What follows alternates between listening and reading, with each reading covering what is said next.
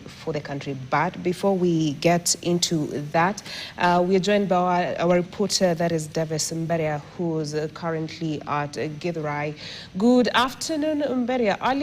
Earlier on, we had seen that businesses still remained closed, and some part of the city, earlier we had talked to Thairo, we saw businesses resuming back to normalcy in Ongata Rongai. Is that the same case right now in Githurai?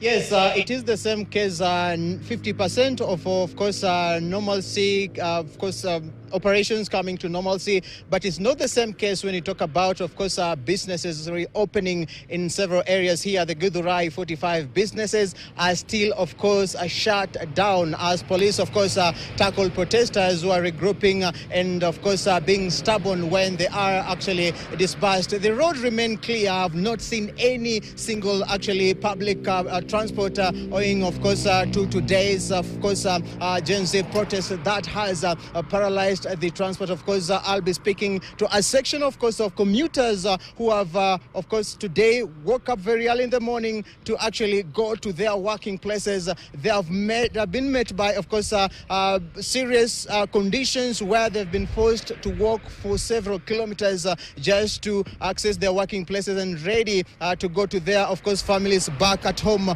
Welcome on KTN. I'll engage one of the commuters. Karibu sana kwenye KTN. Nieleze tu jina lako, alafu umetoka wapi, unaenda wapi na leo imekuaje? Mimi kwa majina ndio Zakaria Mulumia. Niliamka asubuhi kwenda kazi, na nilipofika kazi, ndio alikuwa na magari asubuhi, kulikuwa na gari moja. Kuteremka sikuwa zinatika, lakini kurudi sasa kuna gari. Tumeamua tembe mguu kutoka job, natoka Ruiru naelekea Mathare, ni town kwa mguu. Yeah. Kwa kawaida unatumia shilingi ngapi kutoka kwako hadi kazini na kurejea, na leo ukiulizia uliambiwa ni pesa ngapi kufika kazini? Kufika kazini asubuhi ilikuwa ni 150, kwenda tu ni 150, lakini normal day huwa natumia 40 bob, 50 bob, hivyo ya. Yeah. Na unazungumziaje haya maandamano ya Gen Z? Imetupotezea vitu mingi, so wafanya biashara, so kwa kila mahali kumefungwa, biashara ziko chini na watu hawajatoka leo, wengi ni wachache ambao wametoka. Yeah. Kama Mkenya, nini ambacho unahisi kwamba kinafaa kifanywe na serikali?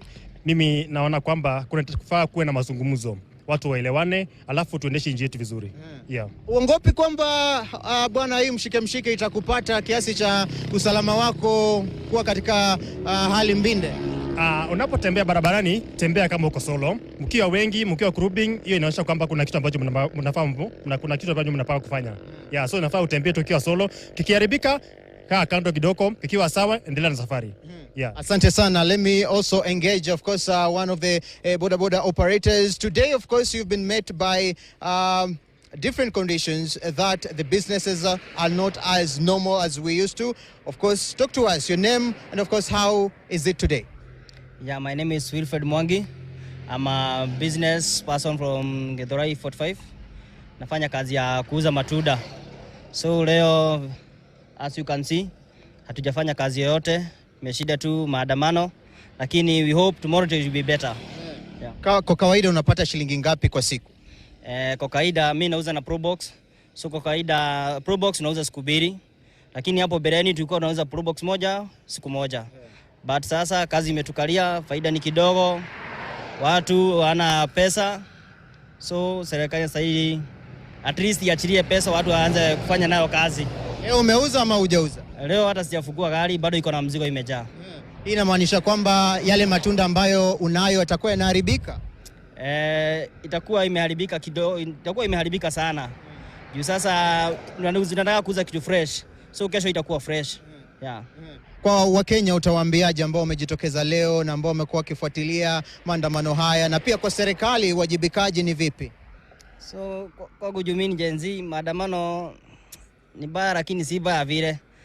So long as tupate what we need to do and the government ifanye yani good work na ituachie tuwe na good working condition, sisi tuna shida. Kwa wale maafisa wa polisi ambao wamekuwa wakizunguka, manake nimewaona kwenye bodaboda bila hasa ile nambari ya usajili, utazungumziaje hilo?